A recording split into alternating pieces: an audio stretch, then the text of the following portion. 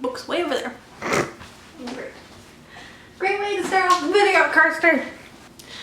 I know what you guys are thinking. Wow, Kirsty, your teeth look really good. Did you just get a cleaning? I did.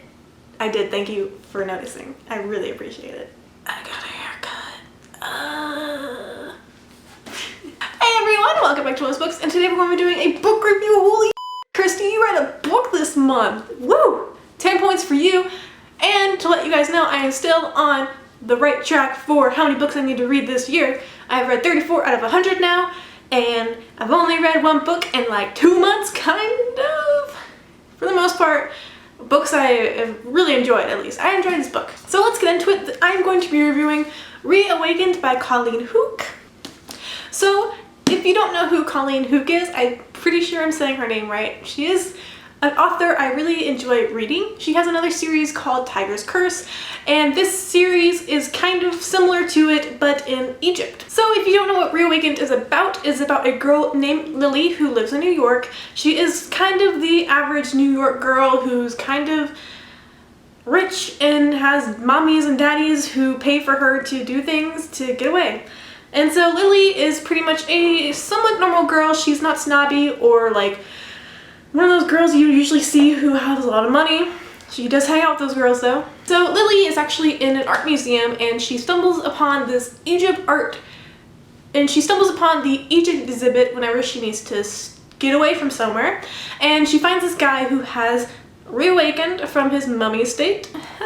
Reawakened, hence the title. Okay, anyway, so Lily has found this guy who's reawakened. His name is Amon, I think. Really bad with names. If you're new to my channel, I'm super bad with names and I don't know how to say anything in the English language, so welcome. So Armon is pretty much the sun god in Egypt. He has 2 brothers who are some other kind of gods. He pretty much doesn't have the organs that he needs to live off of energy while he's awakened, and he needs Lily to go find those organs, and so he bonds with her and he feeds off her energy to live pretty much in the society today.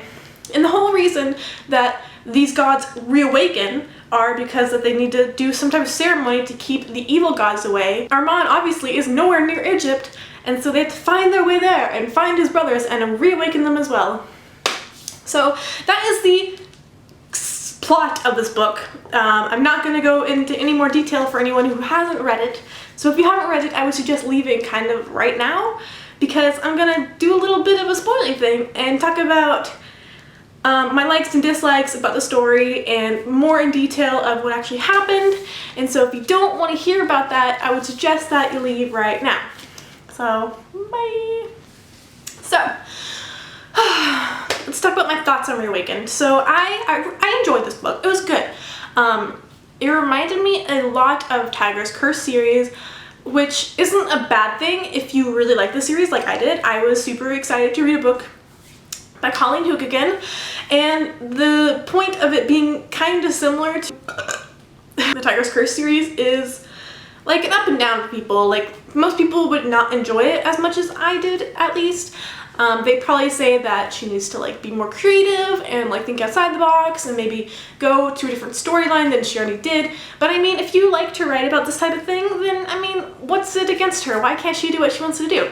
And I'm okay with that. So I was okay with it being somewhat similar to Tiger's Curse in the sense that there's a girl who finds this guy who's really old and really good looking, and she needs to help him through this type of curse or any other type of thing that's going on in his life, and she's pretty much tied to him in some part in the story or the curse and needs to help him and most likely his brothers to fix his curse. And so it's very similar to the Tiger's Curse plot, and it's kind of an up and down with me on how I feel about it. Like, a good side of me is like, yeah, more of this type of storyline because I really liked it in the first place. And the other part of me is like, yeah, but it's kind of predictable now, and I hope it doesn't keep being predictable throughout the entire series of Reawakened, because that would be kind of a bummer. Like, if any of the other major parts of Tiger's Curse leaked into Reawakened, I'd probably be annoyed, and I would still read them, but I would still be like, this is very predictable, blah blah blah. And so to talk about the characters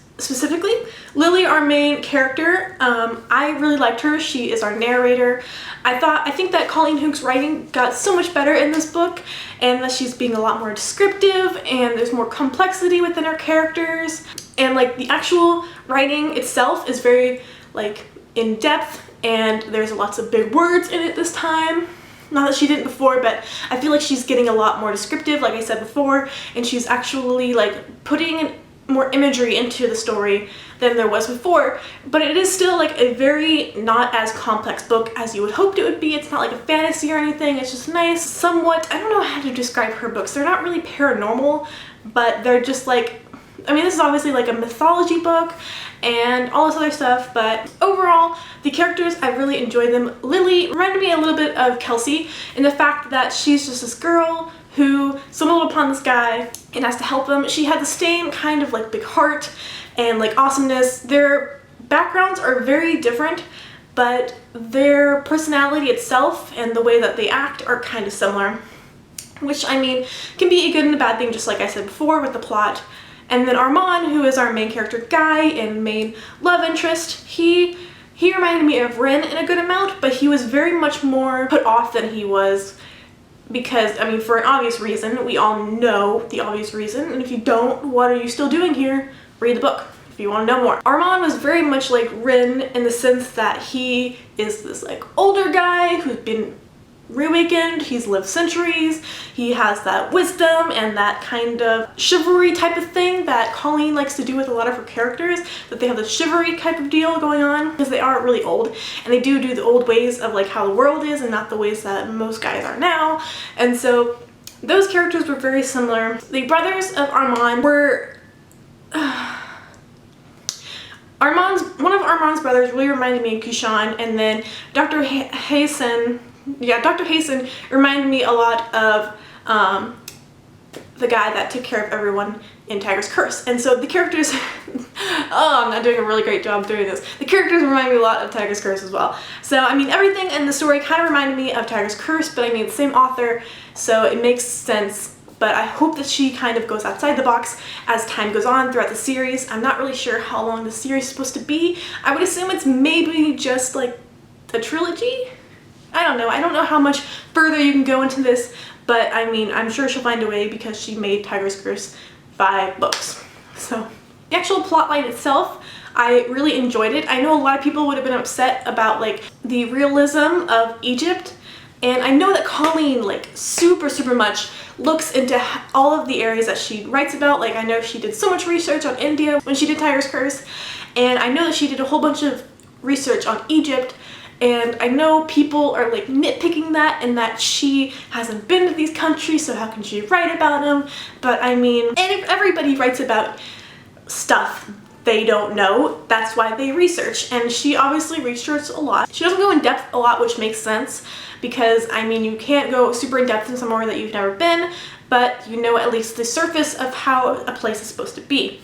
And so I didn't really notice anything that was off, because ignorance is bliss, and my mind doesn't know anything about Egypt either.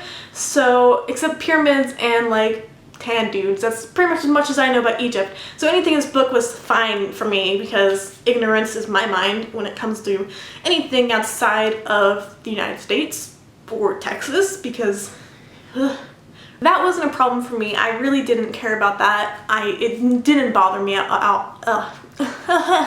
it didn't bother me at all, and so I was fine with it. Other people weren't, though. I read other people's reviews and they were super mad about it. And I mean, you can't expect a book that is fiction to be completely accurate. You can make things up. You can do whatever you want in a fiction book because it's fiction. It doesn't have to be completely accurate.